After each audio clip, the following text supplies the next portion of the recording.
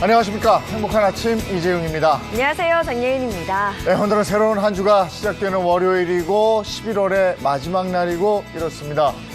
저희는 이슈가 되는 사건, 사고 그리고 가족, 이웃 간의 갈등을 법률로 한번 풀어보도록 하겠습니다. 네, 그에 앞서 오늘 날씨 소식부터 전해드리겠습니다. 11월의 마지막 날인 오늘 바깥 공기 어제만큼이나 차갑겠습니다. 전국 대부분 지역 구름이 많은 가운데 아침 기온은 영하권으로 출발하겠는데요. 일부 지역에 한해서는 비나 눈이 오기도 하겠습니다. 새벽부터 아침 사이 경기 남부와 충남 북부, 전북 서해안을 중심으로는 5mm 미만의 비나 1cm 미만의 눈이 내릴 수 있겠습니다. 이어서 오늘 자세한 기온 살펴보시면요. 오늘 아침 최저 기온 영하 8도에서 영상 4도, 한낮 최고 기온은 4도에서 11도에 그치겠습니다. 한낮에는 기온이 오르면서 내린 눈이 녹았다가 밤사이에 다시 얼어붙어 도로가 결빙될 수 있습니다. 교통안전 유의하셔야겠습니다. 네, 11월 30일 월요일 행복한 아침 지금 시작합니다.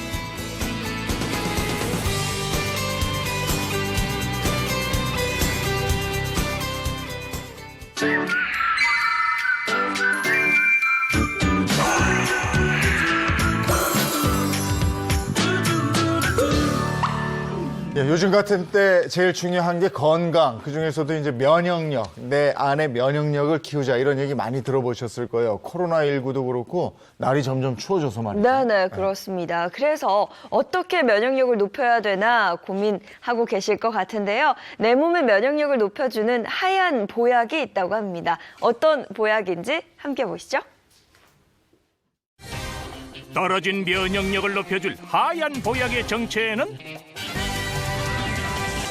영양도 만점, 사랑도 만점, 이런 게 우유로구나. 칼슘만 채워줄 줄 알았다면 오산, 면역력을 높인다. 하얀 보약 우유. 건강을 위해 매일 우유를 마신다는 가족을 만났습니다. 5살 쌍둥이를 둔 엄마 김혜원 씨. 일교차가 큰 요즘 아이들과 집에서 보내는 시간이 많아졌다는데요. 면역력 같은 것도 조금은 걱정이 되고요. 과연 건강할까라는 느낌도 들고요. 아무래도 집에만 틀어박혀 있으니까. 활동량이 줄어들면서 아이들의 면역력이 떨어진 건 아닌지 걱정된다고요. 우유, 네. 간식으로 우유를 마시는 아이들 꿀꺽꿀꺽 잘 마시네요. 원래 우유를 잘 먹어요? 네, 엄청 잘 먹어요. 원래 그냥 습관이죠. 뭔가 토스트 해줄 때도 우유를 넣고 파스타 해줄 때도 우유를 넣고 우유. 아이들 건강식으로 인기 만점인 우유, 면역력을 높이는 데도 정말 도움이 될까요? 아무래도 환절기에는 일교차가 크고 습도가 점점 낮아지는 건조한 날씨가 지속이 되기 때문에 여러 가지 호흡기 질환에 노출되기 쉽습니다. 우유에는 단백질이 풍부하기 때문에 면역력을 높이는 데 도움이 되는 측면도 있고요. 특히 우유 안에는 면역력을 높이는 성분이 있습니다. 글로뷸린인데요. 글로뷸린은 외부에서 들어오는 병원체에 대해서 면역력을 일으키는 항체의 역할을 할 수가 있습니다. 이제 우유 사러 갈 거야. 흥민아, 엄마 손 잡아. 우유도 이제 따뜻하게 데워 먹어야 돼. 우유 엄청 많아. 와, 정말 많네요. 근데 너무 많은 게 문제일까요? 한참을 찾네요. 지금 뭐 고르고 계신 거예요? 네, 우유요. 이게 K-밀크라고 하는 인증마크가 달려있는 건데요. 그 인증마크가 우유와 같은 유제품에 이게 낙농업협회에서 믿고 먹을 수 있는 그런 인증을 받은 거라고 알고 있어요. 100% 국산 우유로 만든 제품에 대한 인증마크죠. K-밀크. 우유를 살 때 꼭 확인한다는데요. 이제 아이들이나 식구들 건강 먹거리, 면역력도 요즘은 되게 유행이고 이왕이면 이제 아니까 인증마크가 있는지 없는지를 확인을 좀 하는 게 습관이 됐어요. 건강을 위해 우유를 꾸준히 섭취하는 사람 또 있습니다. 산을 뒤흔드는 소리가 들려오는 곳으로 가보니 불끈불끈 탄탄한 팔근육과 몸매를 뽐내는 한 사람을 만났으니 첫 보기에도 건강해 보입니다. 이야, 부럽다, 부러워. 우유를 좋아하신다는 그분 맞으신가요? 아, 예, 맞습니다. 제가 우유를 사랑합니다. 우유를 좋아하다 못해 사랑한다는 76세 김주석 씨. 누가 과연 그를 70대라 볼까요? 건강 그 자체네요.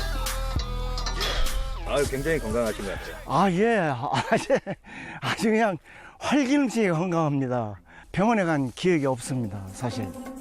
건강을 위해 꾸준한 운동은 물론 매번 챙기는 것이 있으니 바로 요거 우유입니다.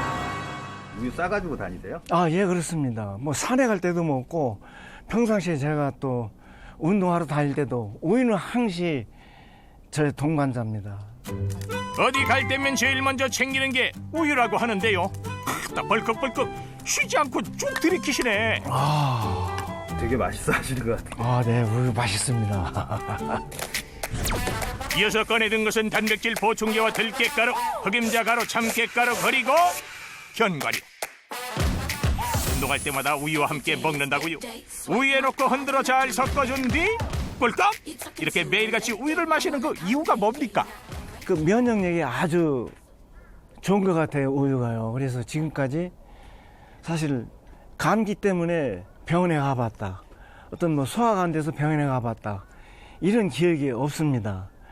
그래서 면역력 강화에는 역시 우유가 최고다. 이렇게 얘기하고 싶습니다. 면역력 강화에 도움이 되는 우유 그 자체로도 인기지만 색다른 레시피로도 즐길 수 있는데요. 우유를 활용한 다양한 요리 어떤 요리가 있을까요?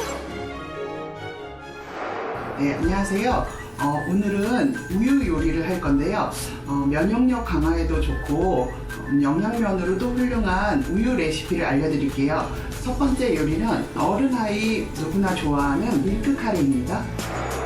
제일 중요한 우유와 기본적으로 카레에 들어가는 고기와 채소면 재료 준비 끝! 단백질 성분이 많은 우유와 또 단백질인 그 고기를 같이 합치게 되면 기름기가 원래 기름기를 빼주거든요. 그래서 고기도 그 삼투압 작용을 하면서 부드러워지고 또 염분 제거에 효과도 있게 돼서 고기를 재울 때도 우유에다 항상 담궈서 하고 있습니다. 우유에 잰 고기와 각종 채소를 깍둑 썰기 해주고요. 프라이팬에 버터를 둘러줍니다. 간단한 채소를 먼저 넣어서 볶도록 하겠습니다. 채소가 어느 정도 익으면 우유에 잰 고기를 넣어 함께 볶는데요. 커리 파우더를 분물을 부어 끓여주면 여기까지는 일반 카레와 같죠? 허글버글 맛있는 소리가 들리기 시작하면 우유를 넣어 농도를 맞춰주는데요. 다들 들리시나요? 이 맛있는 소리. 부추로 마무리 밀크 카레. 우유를 넣어서 하면 그 염분 제거하는데 많은 도움을 받을 수 있어요. 그래서 우유를 직접 넣으시는 것도 좋지만 다 드시고 난 다음에 우유를 한 컵 마셔주면 붓기 제거에도 효과를 보실 수 있습니다. 빵이나 밥에 곁들이면 든든하고도 근사한 한 끼가 완성. 밀크 카레. 어른, 아이 모두의 입맛을 사로잡는 영양 만점 건강식이 아닐 수 없겠어요. 네, 이번에는 요즘 같은 환절기에 우유를 넣어서 생강청 라떼를 만들어서 드시면 좋을 것 같습니다. 생강과 우유의 조합, 생강청 라떼. 따뜻하게 데운 우유에 생강청을 넣어 섞어주고요. 라떼에는 거품이 들어가줘야죠. 부드러운 우유 거품을 만들어 그 위에 얹고 시나몬 파우더 솔솔 뿌려주면 으슬으슬 추워진 요즘 면역력을 높여줄 따뜻한 한 잔. 생강청 라떼 완성입니다. 네, 이렇게 맛도 좋고 영양도 풍부한 우유를 가지고 요리에다가 응용을 해봤는데요. 국내산 원유로 만든 국산 우유 K밀크 꼭 확인해 주시고요. 국산 우유 많이 사랑해 주세요. 하얀 보약 우유 한 잔으로 오늘부터 우리 가족의 면역력을 챙기는 건 어떨까요? 면역력이 좋은 하얀 보약이 바로 이거였어요, 우유. 네. 이걸 요즘같이 바쁘고 아침에 쌀쌀하고 이럴 때 따뜻하게 한 잔 데펴서 네. 아침에 먹으면 속도 든든하고요. 그리고 자기 전에도 왜 따끈한 우유 드시면은 잠 잘오고 이런다잖아요. 네. 그렇게 활용해 보시면 면역력에도 좋고 여러 가지도 아주 좋겠습니다. 저도 올해 쭈꾸미 낚시 한번 했었거든요. 네네. 근데 낚시하는 분들이 참 많았어요, 올해. 이 채널 A에서 하는 도시 오브 영화인 듯한데. 그래서 선박들이 굉장히 분주했죠. 네네. 그래서 해상 안전이 더 중요해졌는데요. 해양수산부에서 바닷길을 더 정확하고 안전하게 안내해주는 해상 내비게이션을 개발했다고 합니다. 정말 궁금한데 내용은 화면으로 함께 하시죠. 경기도 화성에 위치한 전곡항. 새벽부터 삼삼오오 항구로 모여드는 사람들. 전곡항은 서울에서 가까운 항구로 많은 낚시 동호인들이 찾는 곳이라는데요. 낚시하러 왔습니다. 쭈꾸미 낚시요. 쭈꾸미철을 맞이한 요즘 손맛을 보려는 낚시 동호인들로 매일 배가 출항한다고 하는데요. 드디어 쭈꾸미 포인트에 도착했습니다. 낚시 들어오세요. 기대 반 설렘 반으로 낚시대를 넣고 기다리는 동호인들. 낚시대를 넣었을 뿐인데 줄줄이 낚여 올라오는 서해 쭈꾸미. 제철답게 진짜 크고 실하네요. 지금 가을이라 쭈꾸미가 좀 굵어요. 예능 프로그램 도시 어부의 영향으로 많은 사람들이 낚시에 관심을 갖게 되며 덩달아 함께 바빠졌다는 낚시 선박의 선장님. 오늘 뭐 날씨가 좋아서 그런지 뭐 평일인데도 좀 손님 좀 있네요. 베테랑 선장님도 시시각각 변화무쌍한 해상 날씨와 갑작스러운 어선들의 출현으로 곤혹스러운 경우가 많았다는데요. 운항할 때 가장 신경 쓴 부분은 일출 전, 그다음에 안개 꼈을 때, 뭐 그물이라든지 레저배들이 이제 아침에 불도 안 켜고 나올 때, 레이더에 뭐 감지가 안 될 때, 이런 때가 제일 조심스럽고 위험하죠. 승객들의 안전을 책임지기 위해 운전할 때도 여러 기계들을 넣고 주변 선박의 움직임과 해상 날씨를 계속해서 체크한다는데요. 지금은 장비가 한 10가지 정도가 되는데 어떤 때는 복잡하기도 하고 불편도 하죠. 전체적인 게 하나가 딱 돼 있다면 더 좋겠죠. 동양의 나폴리로 불리는 경남 통영의 한 선착장. 해양 사고를 막고 어민들의 안전한 조업을 위해 해양수산부에서 개발한 이 내비게이션 실해역 테스트가 한창이었는데요. 총 60여 대 선박과 어선들이 참여해 막바지 점검에 한창이라는데요. 실제 선박에 이 내비게이션 선박 단말기를 장착하고 이상이 없는지 확인한답니다. 바다에서 항해 장비가 고장 나면은 실제 어민분들은 굉장히 큰 어려움을 겪기 때문에 항해 장비를 2대, 3대 중복해서 설치를 하시고 저희가 개발하고 있는 시스템은 많은 정보를 한 곳에 잘 정리해서 표시해 드림으로써 어민분들이 이 화면만 보고도 내가 지금 어떤 상황에 있는지, 내가 어떻게 다른 선박과 충돌을 피해야 되는지를 한눈으로 명확하게 인식하실 수 있도록. 해양수산부는 이 내비게이션 개발을 위해 우리나라 전국 연안에 초고속 해상 무선통신 기지국을 구축했는데요. 이는 디지털 서비스와 LTE 기술을 세계 최초로 해상에 적용한 해양교통 체계라고 합니다. 항구로 들어오는 해경 구조선 안에서 다급하게 심폐소생술이 이어집니다. 오늘 새벽 출항한 소형 어선이 항만 입구에서 바지선과 충돌해 침몰했습니다. 바다 한가운데 여객선 한 척이 멈춰서 있습니다. 인천 옹진군 대이작도 북방 1.8km 해상을 지나던 228톤급 레인보우가 7.9톤급 고기잡이 여선과 충돌했습니다. 이처럼 뜻하지 않게 발생하는 선박 사고를 예방하는 시스템을 갖춘 이 내비게이션. 어선에서 충돌이나 좌초, 기관 고장 같은 사고가 발생 시에 여기 우측 상단에 있는 긴급구조 요청 버튼이 있습니다. 이 버튼을 누르게 되면 이 내비 운영센터에서 신호를 받아가지고 주변 선박에 구조 요청 지원을 요청한다든지 해경 쪽으로 어떤 이 선박에 대해 사고 났으니까 대응을 해달라는. 이 내비게이션은 최적의 항로를 안내하는 것은 물론 눈에 보이지 않는 좌초나 다른 선박과의 충돌을 예측해 알려주는 시스템을 갖추고 있어 사고를 예방할 수 있다는데요.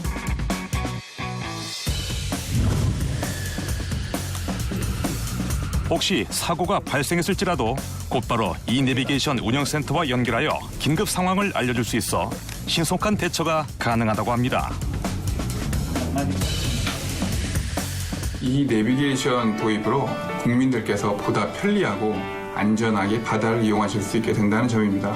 선박 간의 충돌 위험, 그리고 저수심을 만났을 때 좌초 위험을 알려주는 서비스를 통해서 해양사고를 사전에 예방하고 안전하게 운항하실 수 있습니다.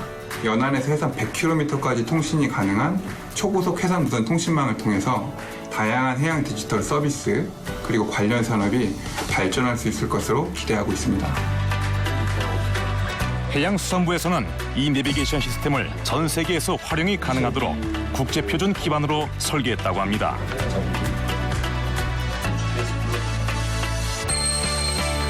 2021년 정식 서비스를 앞두고 있는 이 내비게이션. 앞으로 해양사고 방지 및 어민 조업에 많은 도움이 되길 기대하겠습니다.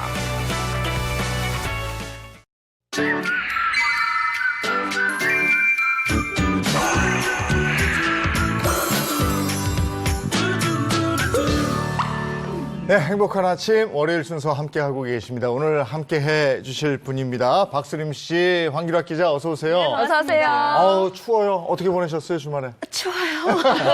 아니 주말에 우리 딸이 배가 자꾸 아프다 그러더라고요. 네. 그래서 뭘 잘못 먹었는데 잘못 먹은 게 없어. 그러니까 배꼽 아래 자꾸 거기가 아프대요. 근데 맹장인가 싶어 걱정돼가지고 그때 그 전에 윗몸 일으키를 엄청 시켰거든요. 그 배가 땡겨가지고 근육 운동을 했더니 배가 아프다고. 그랬구나. 다행이더라고요. 아 갑자기 왜 이렇게 운동을 시켰어요? 이쁘게 다시. 황규락 기자는 어떠셨어요? 저는 집 근처 대형마트의 푸드코트가 그렇게 맛있다고 소문이 나갖고 한번 찾아가서 먹었는데 원래는 사람이 굉장히 많고 네. 요즘에 좀 텅텅 비었더라고요. 예. 아 그렇죠 아무래도 네, 맛은 있었어요? 맛있었습니다. 예, 이인철 오수진 변호사입니다. 어서 오세요. 반갑습니다. 오수진 변호사 어떠셨어요? 아, 저는 주말에 저 어릴 때부터 키워주신 할머니가 구순 생신이었어요. 아, 그러셨어요? 그래서 원래 가족분들끼리 좀 조촐하게 모이려고 했었는데 네. 할머니가 안 된다, 뉴스 안 봤냐 이러시면서 전면 취소하셔가지고 제가 이제 미역국 뜨끈하게 끓여서 저희 집에서 손주들이랑 증손주죠. 네, 그래서 행복하게 잘하셨네요.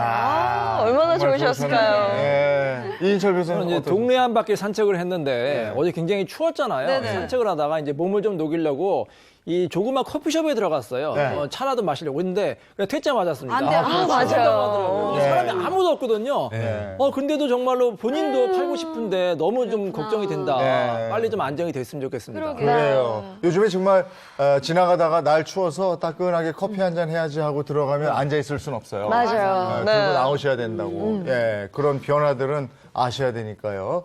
자, 첫 번째 사건 사고를 법으로 한번 저희가 얘기를 나눠보겠는데요. 아, 이게 뭔 소리? 산부인과에서 신생아 사고가 있었어요. 네, 그런 사고가 있었는데요. 먼저 사진부터 한번 보시겠습니다.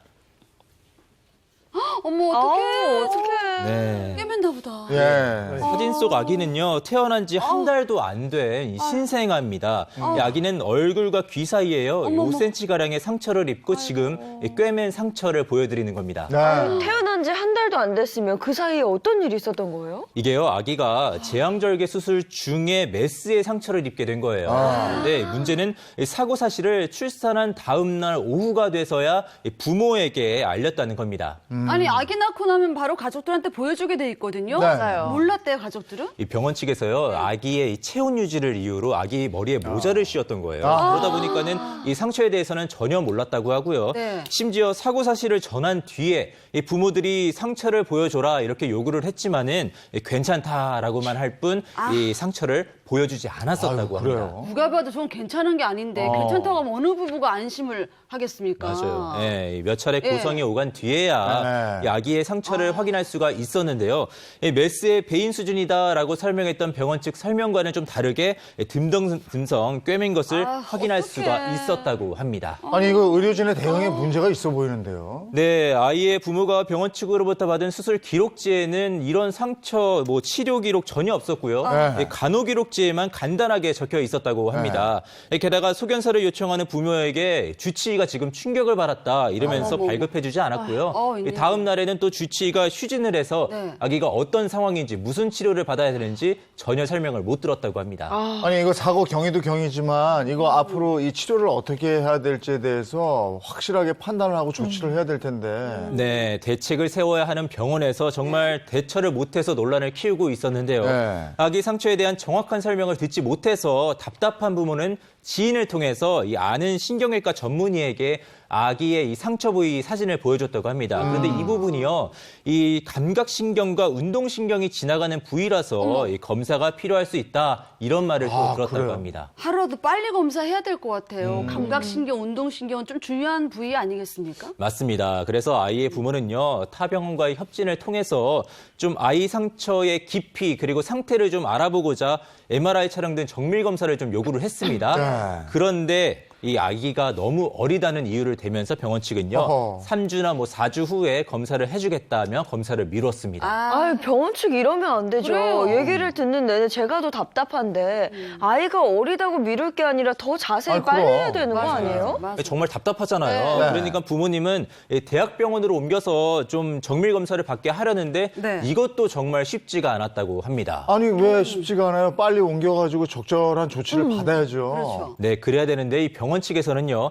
대학병원으로 자리를 옮긴과 동시에 우리 병원에서는 이 아이에게 어떤 일이 일어나도 책임지지 않겠다. 이런 이 서약서 있잖아요. 그거에 서명을 해야지 아이를 옮길 수 있다. 이렇게 요구를 한 거예요. 그러다 보니까 이 병원 측이 아이 상황은 상관없이 책임만 회피하려는 태도를 보였다고 합니다. 이건 명백한 책임 회피 같아요, 서약서. 근데 서약서에 도장을 찍게 되면 법적으로 처벌을 진짜 못 받는 거예요?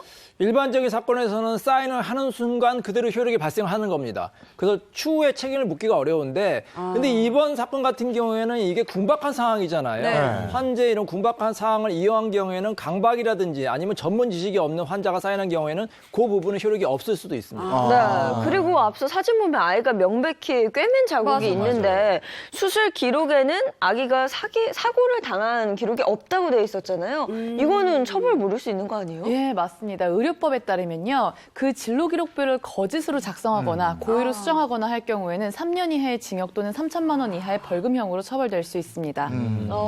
의료가 실 여부를 입증하는 가장 중요한 게 진료 기록이거든요.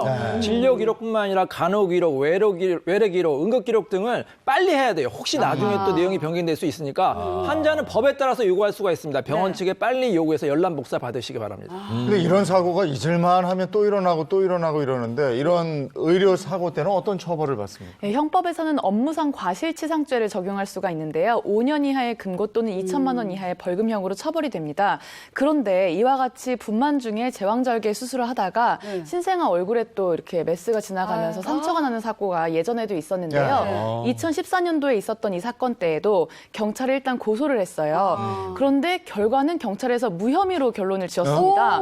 왜 그랬냐 하면 이게 의료 분야다 보니까 전문적이잖아요. 수사기관에서도 이게 과실이 있었는지 없었는지를 판단하기가 굉장히 어려웠던 거예요. 그래서 의사협회에 이제 자문을 구했는데 거기에서 이제 그 감정 결과 의사의 과실로 보긴 어렵다. 이렇게 이제 회신을 줬기 때문에 결과적으로는 무혐의로 끝났습니다. 네, 그러면 이번에도 아기 부모는 병원 측에 책임을 물을 수가 없다는 건가요? 근데 왜 무혐의가 나는지 이해가 될 수가 없습니다. 누가 보더라도 과실이 있는 것 같은데 어쨌든 무혐의가 됐기 때문에 형사 처벌은 어렵지만 민사소송은 별도로 할 수가 있어요. 형사에서 무죄가 나왔다 하더라도 민사에서는 책임을 물을 수가 있거든요. 근데 문제는 뭐냐면 환자 쪽에서 의사가 과실이 있다는 걸 입증을 해야 됩니다. 그래서 아까 진료 기록 같은 거를 빨리 확보해야 된다고 했잖아요. 근데 진료 기록 봐도 몰라요. 그리고 진료 기록은 또 의사에게 유리하게 작성돼서 본인들이 작성한 거 아닙니까? 그렇죠. 그래서 가장 중요한 증거가 뭔지 아십니까? CCTV입니다. CCTV는 너무나 확실하잖아요. 근데 문제가 뭐냐면 CCTV 설치가 안 된 게 너무 많아요. 그렇죠. 그래서 CCTV 가급적 설치된 대로 가시고요. 이 CCTV가 반대하는 목소리도 있는데 아니 의사가 정말로 이게 떳떳하게 잘했으면 오히려 CCTV가 본인들의 무죄를 입증하는 증거가 되는 겁니다. 그리고 환자의 사생활을 뭐 침해할 수 있다고 하는데 환자가 동의하면은 켜고 동의 안 하면 끄면 되지 않습니까? 그래서 문제가 다 해결되거든요. 그래서 꼭 CCTV 설치가 저는 필요하다고 생각이 됩니다. 그래요. 의사 본인이 본인의 과실이 없다는 걸 입증할 수 있는 자료가 되는 거니까. 떳떳하다면. 그렇죠. 근데 이게 언론에 보도가 된 다음에 병원 태도가 좀 바뀌었다면서요? 네, 맞습니다. 언론 보도 후에요. 바빠서 만날 수가 없었다던 병원장을 가까스로 만나게 됐는데요. 병원장을 통해서 아기의 상처를 대한 정확한 소견과 함께 이 상처 부위 성형수술 그리고 추후 치료에 대한 책임을 다하겠다 이런 말을 들었다고 합니다. 그런데 퇴원할 때가 돼서요. 병원에서 실밥을 풀고 검사하자던 말을 바꿔서 지정한 다른 성형외과로 가라고 하면서 여기서 어떤 치료를 받는지 뭐 어떤 검사를 받는지 아무런 설명을 해주지 않았다고 합니다. 야, 이게 좀 쉽게 좀 말이 바뀌잖아요. 그럼 보상받는 거에 좀 문제가 있을 것 같아요. 법적으로 좀 제대로 보상을 받으려면 어떻게 해야 되죠? 예, 그 말이 바뀐다는 게 참 중요한 문제인데요. 환자 입장에서는 굉장히 답답하거든요. 저는 그 아이의 상처도 너무 마음이 아프지만 그 엄마와 가족들의 상처도 굉장히 걱정이 돼요. 말이 바뀌는 부분 일단 녹음하셔야 됩니다. 이게 제가 대화자로 참가하고 있는 경우에는 그 녹음이 불법이 아니거든요. 녹음을 하셔서 계속해서 책임을 회피하려고 왔었던 그 과정을 입증을 해야 되고요. 그 다음에 어느 정도 이제 배상을 하겠다고 하면 합의서를 꼭 작성을 해야 되고 그 정도까지 논의가 되지 않는다면 의료 분쟁 조정 신청을 할 수 있습니다. 그런데 이것도 만약에 의료진 측에서 거부를 한다. 병원에서 더 이상 뭐 해줄 수 없다. 이런 식으로 나온다면 민사소송을 제기해야 되고 과실 부분에 대한 입증이 가능하다고 한다면 형사 고소도 하셔야 합니다. 아이고, 아이에게 이런 일이 생겼으니 부모 마음이 얼마나 찢어지겠습니까? 그런데 비단 이 사건뿐이 아니고요. 우리 매사에 생활하다 보면 어떤 일이 생기잖아요. 어떤 사건이 생기면 사건을 해결하려고 노력하는 것보다는 이 사건에 내 책임은 없다고. 맞아요. 책임 회피하는 데 급급하는 걸 보게 되는데 그럴 때마다 정말 2배, 3배 더 속상하거든요. 맞아요. 아이고, 자꾸 이런 일이 반복됩니다. 또 하나 있어요. 버스가 급정거를 하는 바람에 이 여고생이 대학생의 꿈의 물거품이 된 이런 사고가 있었죠. 맞습니다. 정말 안타까운 사고인데요. 먼저 영상부터 좀 확인을 해보시겠습니다. 자, 달리는 버스 안인데요. 검정색 옷을 입고 맨 뒷좌석에 앉으려고 합니다. 그런데 버스가 갑자기 흔들리더니 버스 앞에 차량이 끼어들면서 버스가 충돌하는 겁니다.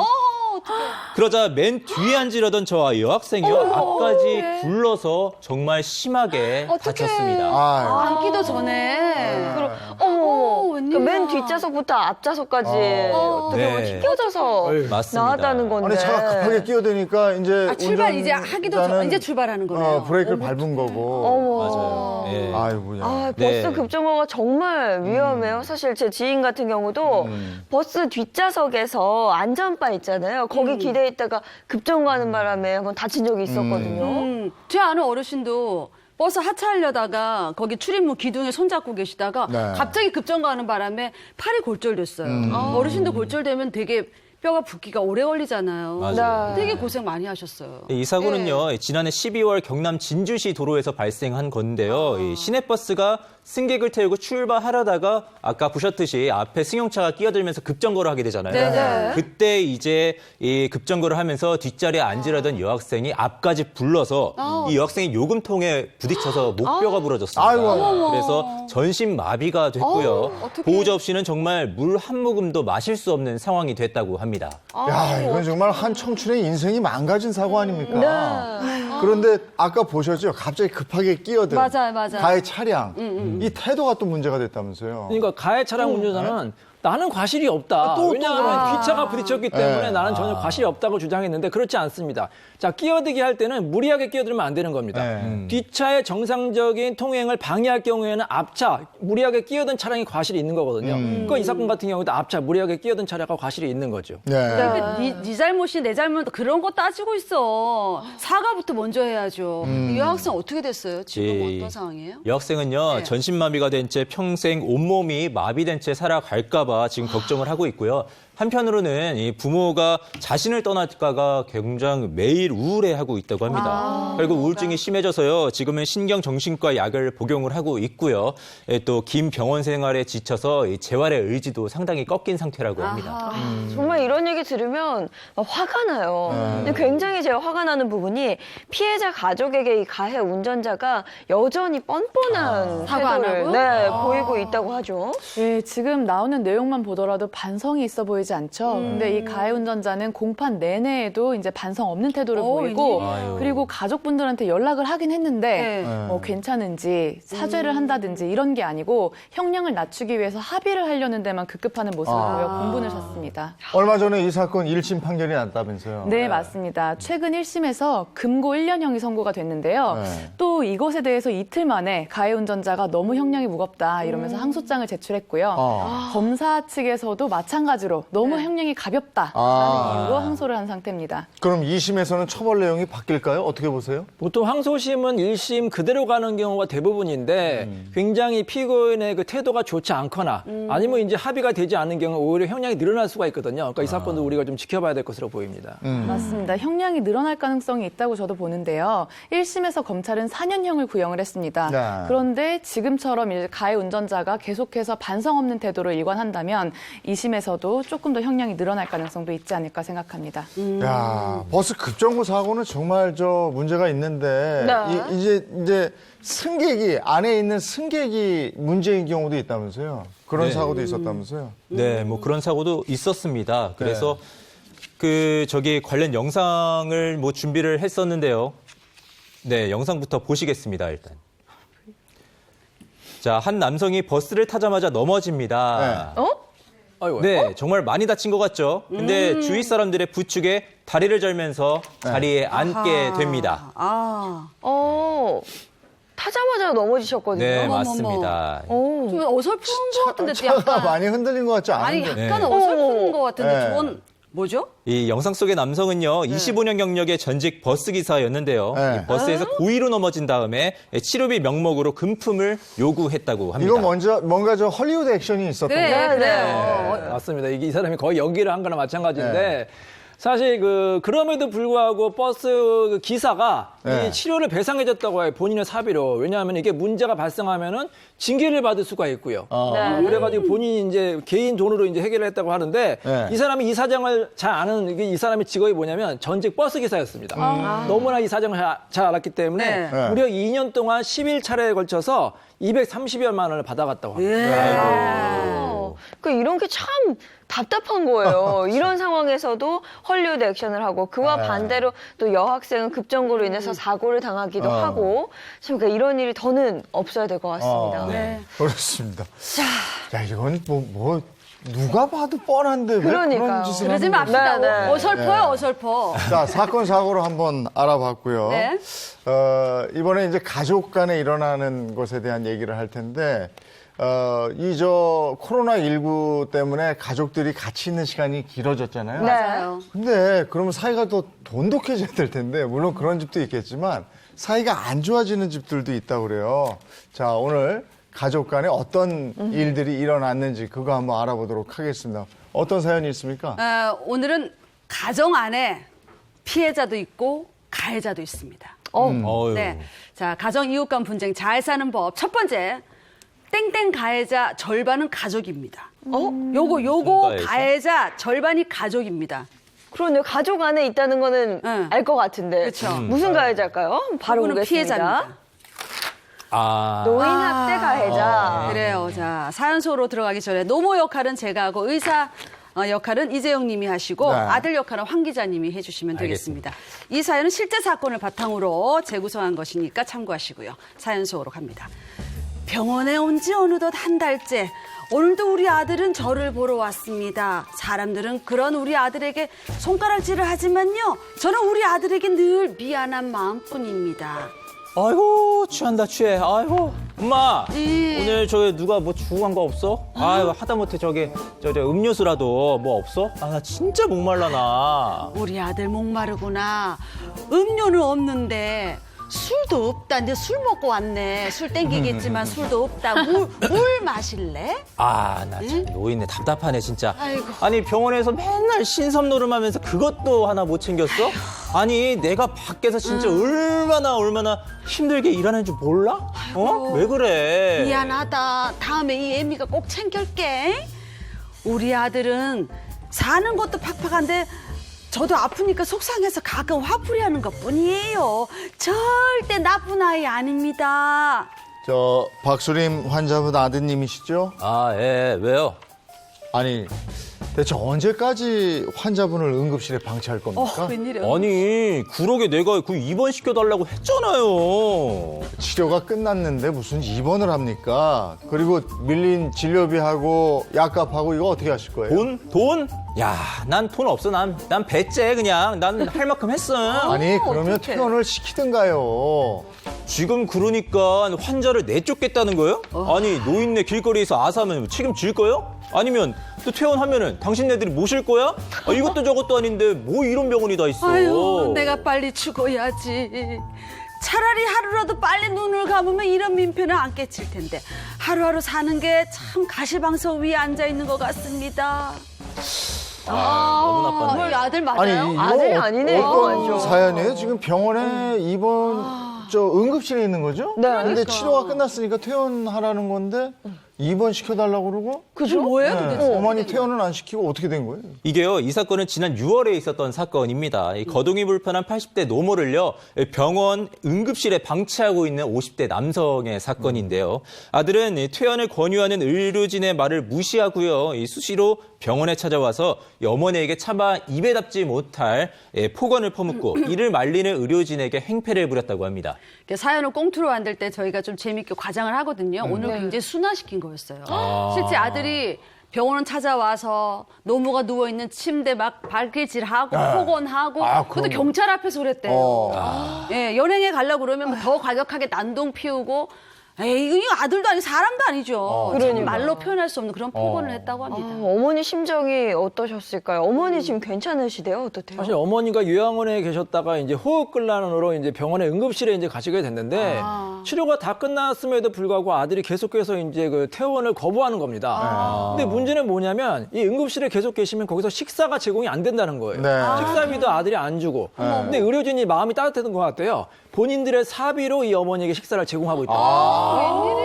어떡해. 진짜 아들이 이러면 안 되죠. 아니 왜 이렇게 방치하는 거죠? 아, 그게 명확히 밝혀지진 않았는데요. 경찰이 이제 아들한테 물었습니다. 도대체 왜 이렇게 방치하고 있냐? 그랬더니 지금 병원에서 입원을 거부하고 있기 때문에 어머니를 모셔갈 수 없다. 그리고 내가 이렇게 난동을 부린 이유는 환자의 권리를 찾기 위해서다. 이렇게 알 수 없는 얘기를 한 겁니다. 결국에는 이제 경찰에 응급의료 방해 혐의로 고발이 됐고요. 그리고 또 이제 어머니에 대한 학대죄로도 신고가 됐습니다. 그런데 알고 보니까요, 사실 이 아들이 어머니만 학대한 것이 아니었습니다. 아버지한테도 그랬는데요. 아버지는요, 경기도의 한 대학병원에 입원 중이고요. 이곳에서도 퇴원을 거부하면서 병원비조차 납부를 하지 않았다고 합니다. 아유, 계속 이러네요. 요즘에 이제 노인 학대가 늘어난다 이런 얘기는 많이 들었는데 이게 가정에서 일어나는 게 그렇게 많다면서요. 네, 맞습니다. 보건복지부가 발표한 2019년 노인학대 현황 보고서에 좀 따르면요. 이 노인학대의 대부분은 가정에서 발생을 하고요. 아들이 31%, 배우자가 30%로 이 노인학대의 많은 비중을 차지를 했습니다. 이어서 의료인 및 노인복지시설 종사자, 딸, 타인 순으로 조사가 됐습니다. 치매에 걸린 어르신들은 아이와 같다고 하잖아요. 근데 네. 이 돌보는 일이 굉장히 쉽지는 않잖아요. 어렵거든요. 근데 아이와 같은 그런 어르신들한테 폭언하고 폭행하고 이건 정말 아닌 것 같아요. 네. 예, 요즘에는 독박 간병이라는 말까지 나왔어요. 그러니까 홀로 이제 간병을 하다 보니까 그렇게 선을 넘는 범죄 행위까지도 이어질 수가 있는 건데 작년 11월에도 굉장히 좀 끔찍한 일이 일어났습니다. 네. 치매 노모를 혼자 모시던 아들이 어머니에게 같이 죽자 이러면서 어머니를 아이고. 마당으로 이제 그러니까 나쁜 말로 끌고 나와서 그다음에 살해 도구까지 만들었던 아주 정말 끔찍한 일이 있었어요. 결국에 어머니는 이렇게 끌려 나오시다가 전치 2주의 상해를 입었고요. 이 아들은 재판으로 넘겨지게 됐습니다. 처벌은 받았나요? 예, 물론입니다. 그런데 징역 1년에 집행유예 2년이 선고됐습니다. 그리고 보호관찰도 같이 명해졌는데요. 재판부에서 결국에는 어머니의 그런 선처 호소와 그리고 이게 어머니를 혼자 모시다 보니까 우발적으로 이런 범행을 저지르게 됐다라는 점을 참작을 했습니다. 예, 아픈 가족을 돌보는 간병 10명 중에 무려 3명이 간병의 어려움 때문에 이렇게 극단적인 생각을 했다고 해요. 특히 이제 이 간병 기간이 7년 이상 길어지거나 하루 평균 8시간 이상 간병할 경우에 이런 나쁜 생각을 한다고 합니다. 예. 제 주변에도 치매 어르신 모시는 분이 계신데 이 돌봄이라는 게 진짜 결코 쉬운 게 아니래요. 24시간 그분의 손과 발이 돼야 되는 거예요. 잠도 못 주무시죠. 건강 해치죠. 그러니까 정신적으로 우울증이 와서 극단적인 생각하시는 분들도 계시다고요. 네. 그러니까 가족 간병인들도 뭔가 숨을 돌릴 그렇죠. 그런 공간이나 시간이 반드시 필요하다는 뜻이긴 한데 아이고. 그럼 뭐 돌봄 서비스 이런 거 있지 않아요?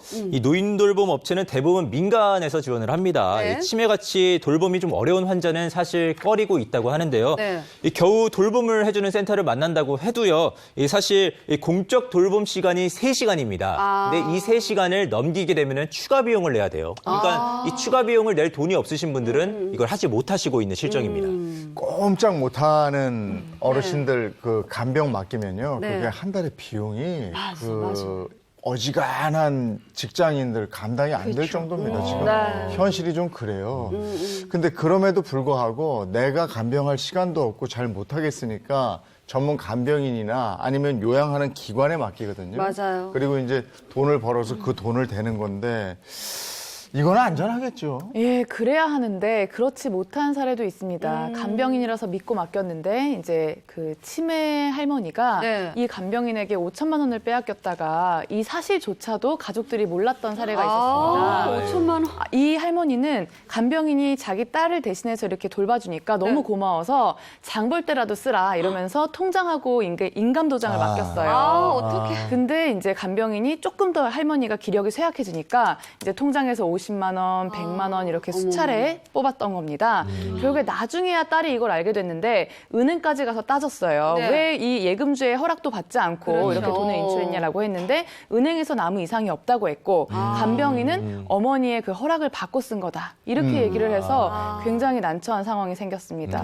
또 치매를 앓고 계시고 하니까 이용을 한 걸로 보여지는데 그러면 할머니의 재산은 좀 찾을 수 있는 거예요? 일단 은행에 책임 묻기는 좀 쉽지 않은 것 같아요. 왜냐하면 은행에서는 통장과 도장, 비밀번호가 맞으면 이제 예금을 지급할 수밖에 없거든요. 그렇죠. 네. 다만 이제 법적으로 권리구제 신청할 수가 있는데 이 간병인의 행위는 이제 동의 없이 가져갔기 때문에 절도죄가 될 수가 있고 혹시 폭행이나 협박을 통했으면 강도죄나 공갈죄가 될 수가 있고요. 네. 민사소송을 통해서 나중에 재산을 반환 청구할 수가 있는데 문제는 뭐냐면 이미 다 돈을 썼다. 은닉하면 사실 찾는 방법도 굉장히 좀 막막하거든요.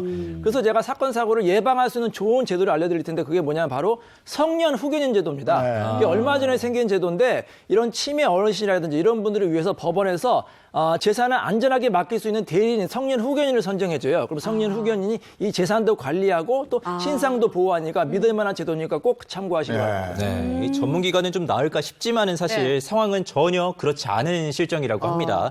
얼마 전에 서울의 돌봄센터 센터장이요, 이 치매 노인의 뺨을 때리고 창문으로 팔을 누르는 사진이 한 시민의 촬영 영상으로 공개가 돼서 정말 공분을 불러일으키기도 했습니다. 이 당시 할머니는요, 차문에 팔이 물려서요, 고통스러운 듯 자리에 주저앉았지만 이 원장은 그대로 가버리고 할머니는 기어서 그 원장을 쫓아갔었다고 합니다. 저도 그 영상 봤어요. 너무 화나더라고요. 이 센터장은 학대 혐의를 부인하고 있다면서요. 저도 이게 굉장히 마음이 아픈 영상이었는데 지금 센터장 입장에서는 할머니가 공격적인 반응을 보였기 때문에 그것에 대응한 것뿐이지 학대를 한 게 아니다라고 주장을 하고 있습니다. 그런데 서울시 북부 노인 전문센터에서는 경찰 등의 이제 자문 결과를 받아서 노인 학대 혐의로 고발했습니다.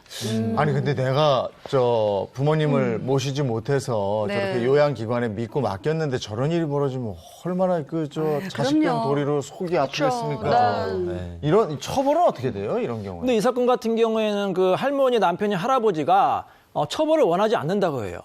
왜냐하면은 막상 처벌을 하면 이 할머니를 맡길 데가 없는 겁니다. 그래서 이 돌봄이 절실하면 절실을 할수록 이제 이 가족들이 약자가 될 수밖에 없는 거죠. 정말로 안타까운 현실입니다. 게다가 이제 노인 그 복지법은 가정폭력 방지법이랑 다르게 강제적인 수단이 많이 마련되어 있지가 않아요. 실제로 저희 할머니가 거의 구순이셔서 이 노인 전문기관에서 하시는 걸 보니까 잘 챙겨주시기도 하는데 사실 만약에 이런 전화 상담이나 방문 상담을 거부할 경우에는 이걸 강제할 수 있는 방법이 좀 부족합니다. 게다가 그 노인 학대자가 범죄로 처벌을 받아서 보호관찰 같은 걸 받으면 모르겠지만 그렇지 않은 경우에는 이런 교육이라든지 어떤 사회화를 할 수 있는 그런 제재 수단도 마땅치가 않습니다. 참 이렇게 안타까운 일들이 우리 주변에 많이 일어나고 있습니다. 네. 자, 다음 얘기하죠. 가정 이웃 간 분쟁 잘 사는 법. 두 번째는 옆집 소금 테러 요것 때문입니다. 소금 테러? 소금 테러? 김장철이라서 소금을 뿌렸나? 아, 그건가? 위층 아래층 분쟁 이런 거? 그런가요? 또 옆집이니까 층간 소음은 아닌 것 같고. 윗집 아랫집은 아니고. 보겠습니다. 정답은 경계침범? 자, 어떤 사연인지 궁금하시죠? 아내 네. 역할은 제가 하고 남편 역할은 이재용 님이 하시고 옆집 여자 역할은 또 우리 예인 씨가 사연 속으로 들어갑니다. 서울 바닥에 땅 한 평이 얼마나 귀한데 글쎄 옆집에서 우리 집 땅을 침범했지 뭐예요? 그래서 저희 부부는 금쪽 같은 우리 땅을 찾기 위해 투쟁을 시작했습니다. 아, 이 사람이 말이야 진짜 말로 하니까 못 알아듣고 말이야. 아저씨! 아침 대바람부터 남의 집에 소금을 뿌리면 어떡해요? 어머, 이거 뭐야? 아우, 짜! 왜 이래, 정말, 아니, 내가 내 땅에 소금 좀 뿌린다는데 뭐 불만 있어? 불만 있으면 내 땅을 내놓든가 말이야. 어이가 없네. 아니, 그럼 집 짓기 전에 진즉에 얘기를 좀 하시던가요? 이제 와서 어쩌라고요? 그리고 그놈의 땅 손톱만큼 좀 넘어왔다고. 정말 치사하게 보시네. 손톱? 치사? 야, 이 동네 땅값이 얼만데 이래. 내 땅 다시 돌려주기 싫으면 돈으로 보상을 하든가. 우리 부부의 항의에 옆집은 눈 하나 깜빡 안 하더라고요. 그래서 비장의 무기를 사용했습니다. 어머, 뭐야? 어머, 누가 대문에 페인트를. 어머, 내 차. 어머, 이거 대체 누구야? 누구야? 나왔다. 왜? 내 땅인데. 내 땅에 그림 좀 그렸다. 이게 뭐가 문제가 되니? 정말 좋다. 내 땅에 그림을 그려요? 이 아저씨 진짜 대책 없네. 이거 어쩔 거예요? 당장 손해배상하세요. 아니, 그러게 누가 남의 땅에 집 짓고 차 세워두고 이러라고 그랬어? 난 내 땅에 내 맘대로 한 것뿐이니까 그러기 싫으면 당장 땅을 내놓든가 아니면 보상을 하든가 둘 중에 택일을 해요. 아니, 됐어요. 법대로 하세요. 법대로 할게요. 침범당한 우리 땅 돌려받을 방법 없을까요?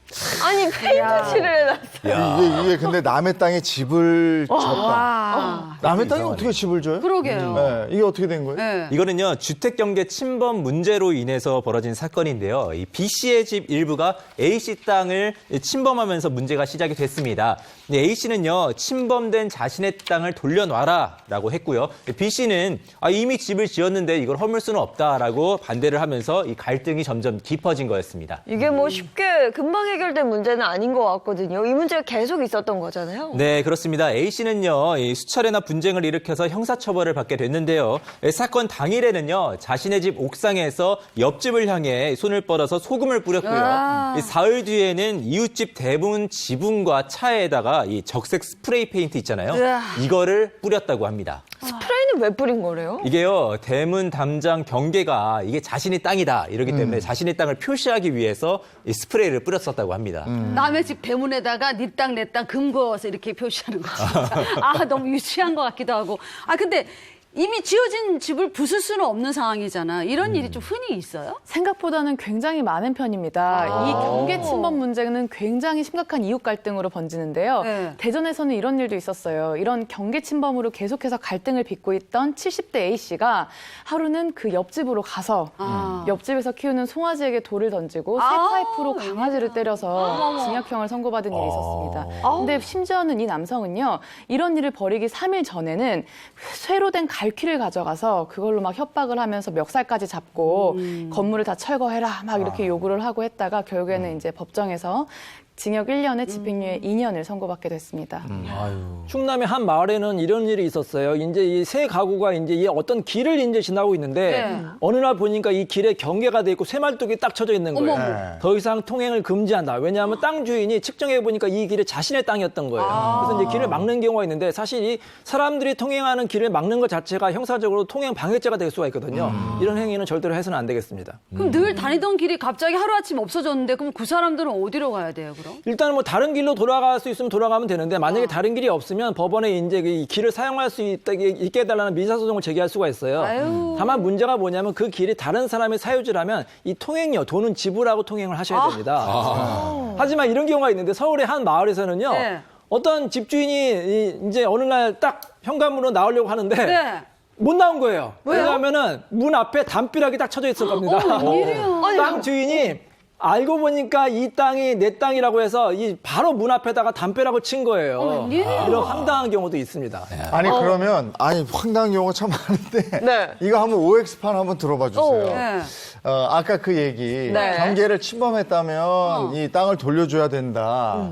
그러면 O 동그라미고 아니다. 건물이 지어졌기 때문에 안 돌려줘도 된다. 그러면 X입니다. 자, 하나, 둘, 셋 들어주세요.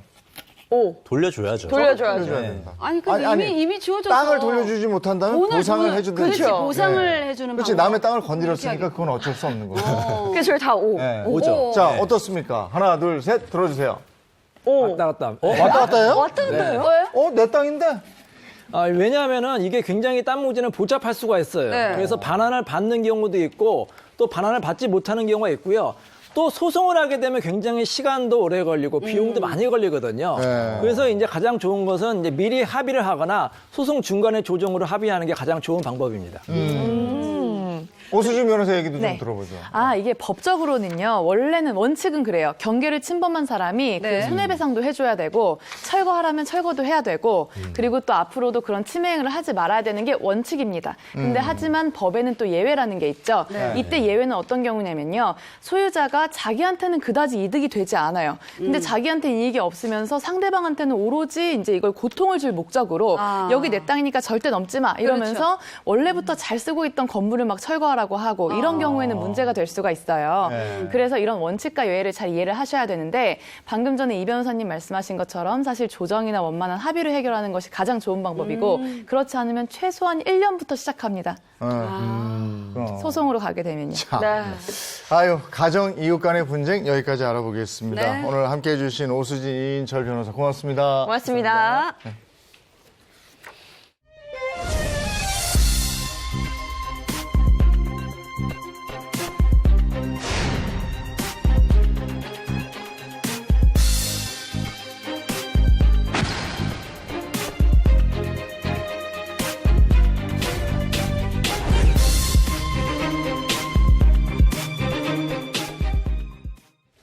요즘에 정말 택배 물량 많이 늘어났죠. 네. 그래서 이걸 이제 자차를 가지고 택배 배달을 하고 이런 게 있는데 그게 상당히 위험하다면서요. 네, 그렇습니다. 먼저 준비한 좀 짧은 영상부터 함께 보시겠습니다. 네.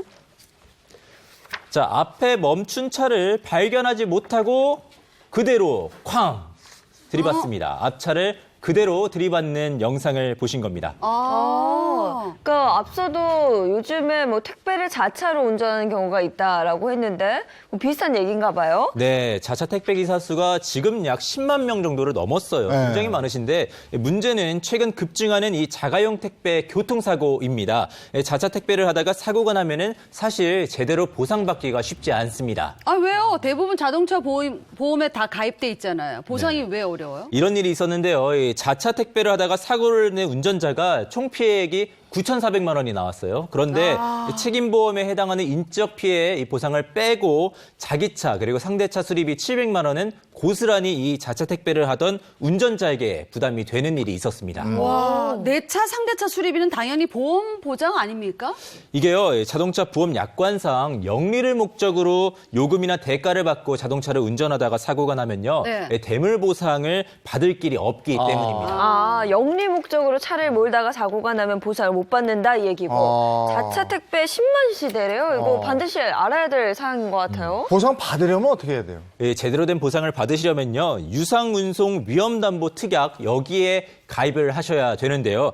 이 특약에 가입한 차량은요. 지금 현재 550대에 불과하다고 합니다. 그러니까 전체 10만 명의 약 1%도 채 안 되는 숫자입니다. 꼭 필요한 보험인데 가입률이 너무 저조한 것 같아요. 잘 모르시는 건가요? 네, 그런 것도 있지만요. 그것보다는 보험료가 이게 40%나 좀 비싸요. 그러다 보니까는 20만 원 넘는 보험료를 추가로 내면서까지 이 택배 일을 하시기에는 좀 부담이 큰 현실이기 때문입니다. 택배 한 박스에 한 750원 받는데요. 네. 그러면 보험료 20만 원 벌려면 720 나누기 700, 270박스? 그러네. 이거, 거기 예. 기름값 보태야 되죠. 택배 일 하는 거 이거 해도 남는 거 없고. 예. 안 그래도 사고 나면 큰 돈 드는데 뭐 그렇죠. 내 차도 내 차지면 상대방 차까지도 해줘야 되는 거니까. 네, 맞습니다. 그래서요, 금융감독원에서는 택배기사들이 느끼는 이 보험료 부담을 좀 고려를 해서요, 상대적으로 비용 부담이 적은 이 시간제 보험 도입을 이 업체들에게 적극적으로 권유를 하기 시작했습니다. 예. 자차 운송 사고에 대한 보험 보장에 대해서 알아본 거고 이번에는 대형 운송 차량이 교통사고의 주범이다. 네, 이건 무슨 얘기입니까? 맞습니다. 바로 도로 위의 흉기라고 불리는 이 판스프링 때문인데요. 네. 먼저 준비한 영상부터 좀 보시겠습니다. 자, 안전하게 고정되지 않은 화물은 종종 이렇게 대형 사고를 일으킵니다. 도로 위에 떨어진 자루를 발견하지 못한 차량들이 연쇄 추돌 사고를 일으키고요. 저 밑에. 네, 또 작은 낙하물 하나로 인해 달리던 차량이 중심을 잃고 가드레일에 처박히기도 합니다. 너무 위험하죠. 네, 정말 위험한데 다음 영상도 한번 또 보시도록 하겠습니다. 자, 이번 영상은요. 도로를 달리는 승용차. 커다란 새막대기가 날아와 앞유리에 부딪힙니다. 다행히 인명피해는 없었지만요. 조수석이 정말 심하게 부서졌는데요. 큰일 날 뻔했네. 새막대기의 정체는요. 다름 아닌 판스프링. 이 화물차 짐칸에서 떨어진 뒤 다른 차량이 이를 밟아서 튕겨져 승용차를 덮친 것으로 추정이 됩니다. 판스프링 저 쇳덩어리거든요. 이게 맞아요. 차 바닥으로 튕겼다면 차에 문제가 생겼을 것 같은데 차 이상 없어요? 어때요? 이 운전 중에 순간적으로 밟은 것이기 때문에요. 운전자는 자신이 밟고 지나친 것이 판스프링인 줄 몰랐던 사람이 있었습니다. 이게 지난 18일 포항의 한 운전자가 도로에서 떨어져 있던 화물차 판스프링을 밟아서 정말 큰 사고로 이어질 뻔한 이 사고를 말씀드리는 건데요. 운전자는 나무 조각인 줄 알고 그냥 밟고 지나쳤는데 뒤따라오던 오토바이가 세우라는 거예요, 차를. 그래서 딱 세워서 보니까는 이 자동차 하단에 연료통이 심하게 파손이 돼서 여기서 기름이 줄줄 새고 있던 겁니다. 그리고 또 몇 분 후에는요, 다른 차량이 이 판스프링을 밟아서 타이어가 펑크가 난 것도 그 자리에서 또 목격을 했다고 합니다. 네, 지난 2018년에는 운전 중에 날아든 판스프링 때문에 운전자가 사망하는 사고가 있기도 했었는데요. 이런 사고 났을 때 처벌은 어떻게 돼요? 이 판스프링 사고는 처벌이 쉽지가 않습니다. 이 말씀하신 2018년 날아든 판스프링으로 운전자가 사망한 사고는요. 사고 75일 만에 가까스로 이 가해 운전자를 특정을 했는데 바로 반대 차로에서 달리던 관광버스였습니다. 그러니까 저 화물차에서 떨어진 판스프링을 관광버스가 밟았고 그게 튕겨나가서 사망사고가 났다 이렇게 된 거예요? 네, 맞습니다. 하지만 이 관광버스가 주행 중에 떨어진 판스프링을 볼 수도 어렵고 보기도 힘들고 또 봐도 피하면 또 사고가 나잖아요. 그렇기 때문에 이 사고를 예견할 수 있었을까 없었을까에 굉장히 왈가왈부가 많았는데 이 대법원 판례에도 좀 보듯이요. 예견하기 어려운 상황에서는 대비하기 어려운 건 없다라면서 사실상 형사처벌이 어려울 것이다. 이런 견해가 있기도 했습니다. 이게 사고 원인이 판스프링은 어느 화물차에서 떨어뜨렸는지도 모르고 또 그걸 밟은 차를 처벌하기도 어렵고 근데 피해자는 또 있고 그렇죠. 판스프링이 왜 자꾸 떨어지는 거예요? 이게 판스프링이라는 게요. 새막대기를 여러 겹으로 겹쳐서 아치형으로 만든 스프링 형태예요. 그런데 이게 이 튜닝을 받으려면 승인이 있어야 됩니다. 이 한 부분 이상을 용접해서 낙하 위험이 없을 때 이 승인을 내려주는데 하지만 대부분의 화물 차주는요. 승인을 받지 않은 채 튜닝을 하고요. 그 이유는 화물을 싣고 내릴 때 이거를 뺐다 꼈다 하기 편하게 하기 위해서 편의상 이렇게 승인을 받지 않고 불법 튜닝을 한다고 합니다. 그러면 이런 불법 개조에 대한 단속을 좀 해야 되는 거 아닌가요? 네, 맞습니다. 이 화물차 스닝을 받아야 하고요. 자동차관리법 81조에 따르면요.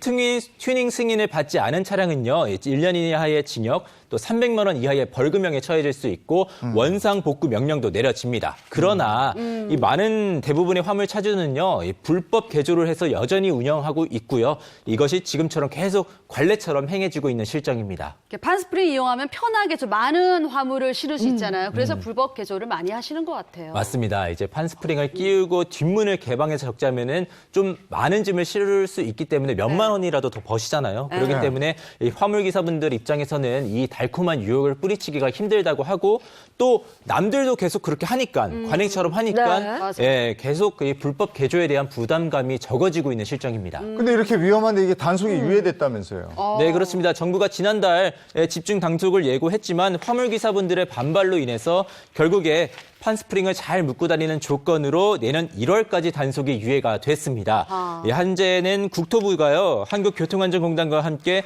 판스프링에 대한 새로운 기준을 마련하고 있는 실정인데요. 더 이상 사고가 나지 않도록 하기 위해서 확실한 대처의 마련이 좀 필요한 실정입니다. 이거 지금 화면 보니까 진짜 무섭죠? 섬뜩하니 정말 위험하네요. 예, 알겠습니다. 고맙습니다. 네. 고맙습니다.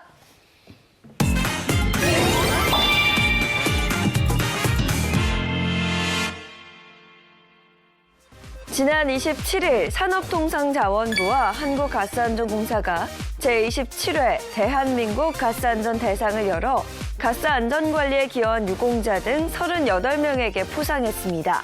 올해 은탑산업훈장은 사업장 안전문화 정착에 기여한 공로를 인정받아 롯데 BP화학 정동환 상무가 받았습니다. 이날 행사는 코로나19 확산으로 인해 온라인 생중계로 진행됐습니다. 다음 소식입니다. 한국식품산업클러스터진흥원이 100세에도 씹고 뜯고 맛볼 수 있는 즐거움을 위해 고령 친화식품 관련 산업 심포지움을 온라인으로 개최했습니다. 심포지엄에선 클러스터 입주 기업과 식품진흥원이 공동 개발한 고령 친화식품 기능성 소재 발표와 함께 농식품부가 진행하고 있는 고령 친화식품 산업의 정책 방향 등이 소개됐습니다. 패널 토론에선 고령 친화식품의 발전 방향을 토론하고 국내에서 판매 중인 고령 친화식품을 직접 맛보는 시간도 가졌습니다. 경북 포항시가 10년 넘게 답보 상태에 놓인 동해안대교 건설을 위해 팔을 걷고 나섰습니다. 해당 사업 구간을 선박으로 횡단하며 조속한 건설을 촉구했는데요. 자세한 내용 영상을 함께 보시죠. 동해안 횡단대교 건설을 촉구하는 현수막을 붙인 배가 바다를 가릅니다. 포항시가 동해안대교 건설을 촉구하기 위해 마련한 행사입니다. 동해안대교는 포항 영일만을 가로질러 동해안 고속도로를 잇는 9km 길이 다리로 지난 2008년부터 추진됐습니다. 하지만 예산 문제 탓에 10년 넘게 답보 상태여서 현재로선 우회도로를 이용해야 합니다. 도로를 따라가면 40분이 넘는 길인데요. 이 영일만항을 횡단하는 대교가 놓이면 10분 만에 갈 수 있습니다. 포항시는 동해안대교가 국가 균형 발전과 포항 지진으로 침체된 지역 경제 회복을 위한 최상의 카드로 보고 있습니다. 포항만을 위한 것이 아닌 동해안을 따라 북한으로 이어지는 국토의 대동맥으로 만들겠다는 포부입니다. 지역 정치권은 물론 경상북도와 인근 지자체도 뜻을 모았습니다. 동해안 대동맥을 잇는 다리입니다. 이것은 경제를 살리는 경제대교이자 대표적인 관광대교라 할 수가 있습니다. 포항시는 현재 진행 중인 포항 영덕간 고속도로 사업비를 늘려 횡단대교 건설을 추진하기로 하고 내년 정부 예산안에 설계비 190억 원을 반영해 줄 것을 요구했습니다. 채널A 배윤입니다. 어느새라는 말을 오늘 많이 들을 수 있을 것 같아요. 어느새 11월 말이고 내일은 이제 12월이 시작이 되고 이렇습니다. 네, 그렇습니다. 11월 마무리 잘 하시고요. 저희는 12월 1일이죠. 내일 아침 8시에 돌아오겠습니다. 네, 행복한 아침, 행복한 하루 되십시오. 고맙습니다. 고맙습니다.